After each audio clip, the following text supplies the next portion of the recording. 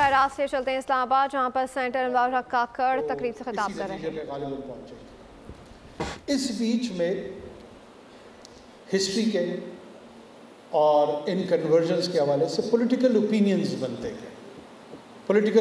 बनते गए और वो कॉलोनाइजेशन के साथ साथ उनका जो स्ट्रक्चर आया, वो फॉर्म आया, वो थोड़ा सा यूरोपियन इंस्पायर्ड आइडियाज़ के साथ भी आया।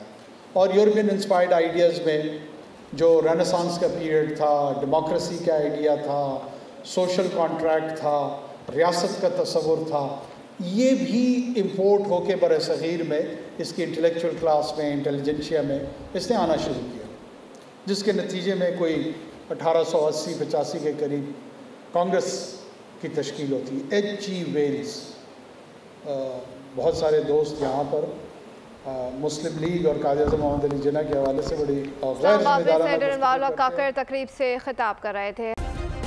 सब्सक्राइब करें और बेल दबाएं ताकि कोई खबर रह न जाए।